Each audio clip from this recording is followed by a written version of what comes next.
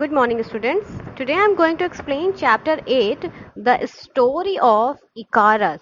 आज मैं आपको chapter 8 explain करूंगी. The story of Icarus, यानी इकारस की कहानी. Introduction. Human being has been very curious to do something new. Human being यानी मानव. जो मानव होते हैं, जो मानव जाति है, वो क्या होती है? हमेशा क्यूरियस मीन्स क्या होता है? उत्सुक.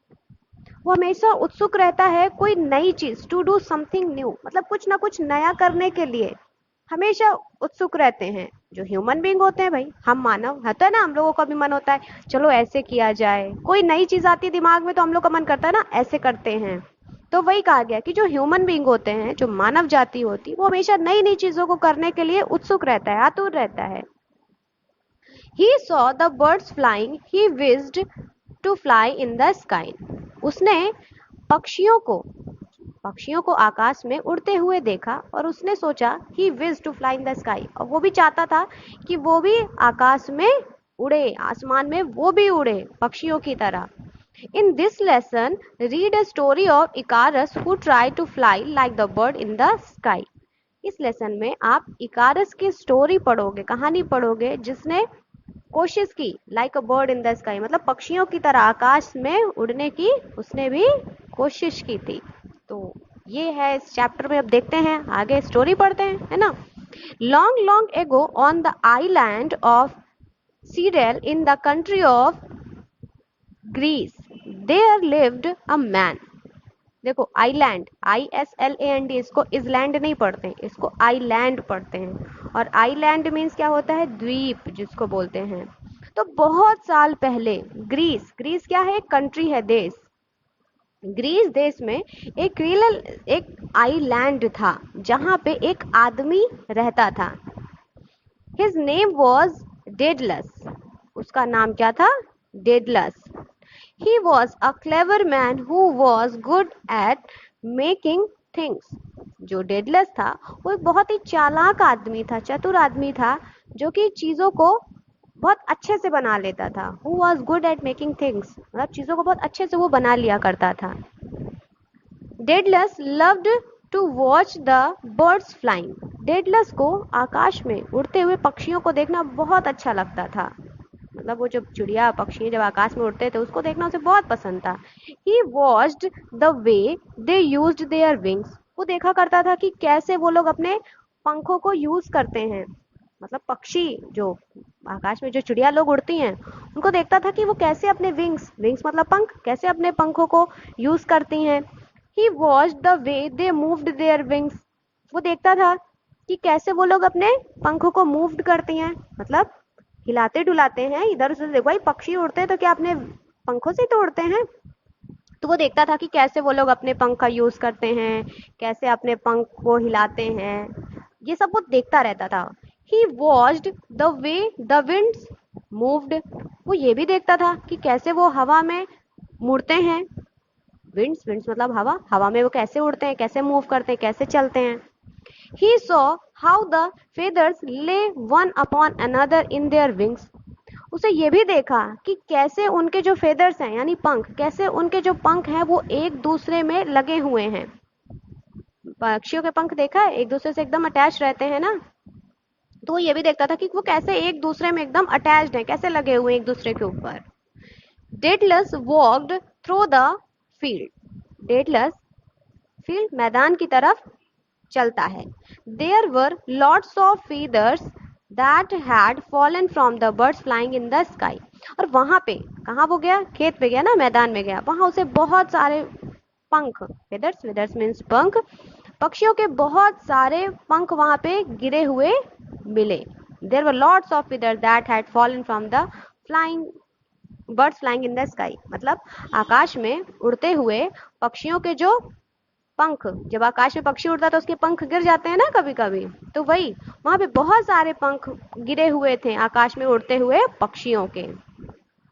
He collected the feathers and took them home. उसे सारे पंखों को इकट्ठा किया और उसको घर ले आया.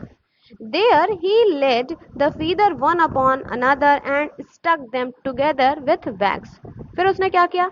उसने उन्हीं पंखों को एक दूसरे के ऊपर वन अपॉन अनदर मतलब एक के ऊपर दूसरा, दूसरे ऊपर, इसे ऐसे रखते हुए उनको वैक्स से, वैक्स मतलब मोम से एक दूसरे में चिपका दिया, पंखों को आपस में चिपकाया उसने।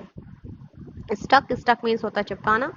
ही made a pair of wings and fitted them to his arms. उसने क्या किया, अब पेयर ऑफ विंग्स, उसने पंखों का एक जोड़ा बना लिया, मतलब पंख बनाए उसने, और उसको अपने आर्म में, fitted them to his arms, और वो जो पंखों का उसने जोड़ा बनाया उसको अपने आर्म्स में, आर्म्स मतलब बाहें, अपने हाथों में उसको फिट कर लिया।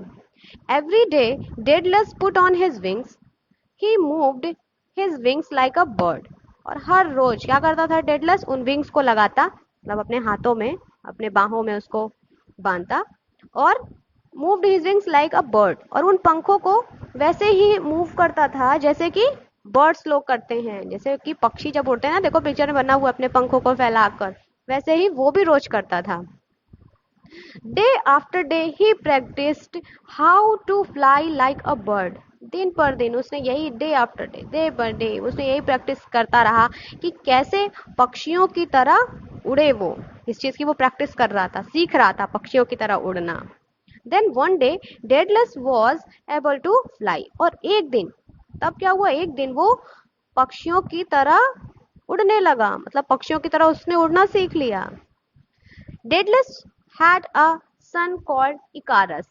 डेडलस का एक बेटा था, जिसको क्या कहा जाता था, इकारस, उसका नाम था इकारस। इकारस watched his father practice flying. इकारस जो था वो भी अपने फादर को उड़ने की प्रैक्टिस करते हुए देखा करता था। He also wanted a pair of wings. I want to fly too, he said.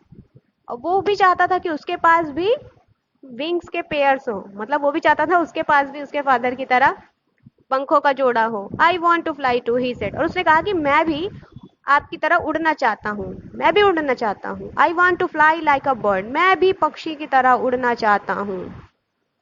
Daedalus loved his son. जो डेडलस था वो अपने बेटे से बहुत प्यार करता था। He collected more feathers, stuck them together with wax and made another pair of wings. तो डेडलस ने क्या किया, उसने फिर से ढेर सारे फेदर्स, पंखों को इकट्ठा किया और उनको वैक्स से, वही जैसे पहले किया था, मोम से एक दूसरे में चिपकाया और दूसरा विंग्स का पेयर बना लिया, मतलब दूसरा जोड़ा उसने पंखों का बना लिया। भाई एक तो बनाया था तो अपने लिए ना, जिससे उड़ता था, और उसने फिर दोबारा अपने बेटे के लिए बना दिया। He gave it to his son, और उसको, अपने बेटे को उसने दे दिया, किसको, जो उसने विंग्स बनाए थे उसको। इकारस was the happiest boy in the world. इकारस world का सबसे खुश बच्चा था।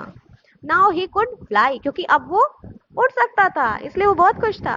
One day इकारस was flying in the garden. एक दिन इकारस जो था वो गार्डन में उड़ रहा था।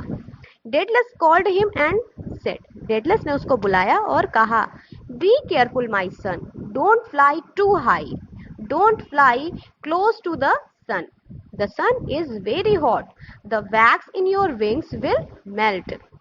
तो डेडलस ने क्या उसको बताया, क्या कहा कि बी केयरफुल माई सन, बेटा सावधान रहना, डोंट फ्लाई टू हाई मतलब बहुत ऊंचा मत उड़ना, don't fly close to the sun, और सूरज के पास भी उड़कर मत जाना, तो सूरज के पास मत उड़ना। The sun is very hot, क्योंकि सन जो सूरज है वो क्या है, बहुत गर्म है। The wax in your wings will melt, तो जो तुम्हारे विंग्स में, जो पंखों में वैक्स लगा हुआ, मोम जिसको बोलते हैं, जो मोम लगा हुआ है वो मेल्ट हो जाएगा। मेल्ट मीन्स पिघलना। उसने कहा सूरज के पास मत जाना क्योंकि बहुत गर्म होता है, और गर्मी के पास जाएगा तो क्या होगा, मोम पिघलता है ना गर्माहट से, अगर तुम जाओगे तो तुम्हारा जो वैक्स, पंखों में जो मोम लगा वो पिघल जाएगा। Icarus listened to his father, Icarus ने अपने पापा की बात ध्यान से सुनी। But when he started flying he was so happy that he forgot his father's word. लेकिन जब उसने एक बार उड़ना शुरू किया तो वो इतना खुश था कि वो उसने अपने फादर की बात को भुला दिया, मतलब खुशी की वजह से वो अपने फादर के वर्ड्स को, शब्दों को भूल गया कि उसके फादर ने उसको क्या समझाया था। Icarus flew like an eagle, Icarus उड़ता गया ईगल की तरह। He flew over the land, he flew over the sea मतलब धरती के ऊपर, समुद्र के ऊपर उड़ता गया, उड़ता गया। As he flew higher and higher, खूब ऊंचा उड़ता गया। He came nearer and nearer to the sun, मतलब वो ऊंचा और ऊंचा और ऊंचा उड़ता उड़ता किसके पास पहुंच गया? नियरर टू द सन, सूरज के पास वो उड़ते उड़ते पहुंच गया, इतना ऊंचा उड़ गया। इकारस फेल्ट वार्म, अब जब देखो सूरज के पास पहुंचा तो क्या हुआ उसको? वार्म, वार्म मीन्स गर्मी, उसको गर्म, गर्मी महसूस हुई। ही रिमेम्बर्ड हिज फादर्स वर्ड्स, मतलब उसको अपने पापा की कहे हुए शब्द याद आए, मतलब अपने पापा की बात याद आई। But it was too late, लेकिन अब बहुत देर हो गई थी। The heat from the sun melted the wax on his wings, अब क्या हो गया था? The heat from the sun, जो सन की गर्माहट थी उससे क्या हुआ, उसके जो विंग्स, उसके जो पंखों में वैक्स लगा हुआ था, मोम लगा हुआ था, वो क्या हो गया? पिघल गया। The feathers fell away and with a splash Icarus fell into the sea, और क्या हुआ? द feathers fell away, जो उसके पंख थे भाई मोम से जुड़े हुए थे, जब मोम पिघलेगा तो क्या होगा? फेदर्स, पंख अलग अलग हो जाएंगे ना, टूट जाएंगे, गिर जाएंगे। तो उसके जो फेदर थे, जो पंख थे, वो गिर गए, उसके बाद फेदर्स, पंख गिरने शुरू हो गए, और इकारस भी सी यानी समुद्र में धम्म से गिर गया। तो ये था आपका चैप्टर। देखो ये स्टोरी है, इसको सच मत समझना, ऐसा सच में नहीं होता है कि कोई बर्ड्स के पंख लगा लेगा और वो उड़ने लगेगा। ये जस्ट अ स्टोरी है, ठीक? इसको रियल मत समझना कि आप लोग भी पंख इकट्ठे करने लगो और आप भी उड़ने की कोशिश करो, तो ये मत करिएगा। और तो आपका होमवर्क है हार्ड वर्ड्स 10 और 15, 15 हार्ड वर्ड्स आप अपनी कॉपी में लिखोगे। Okay, it's a chapter. Next video में हम एक्सरसाइजेस सॉल्व करेंगे। अभी आपको कॉपी में सिर्फ हार्ड वर्ड्स लिखने हैं।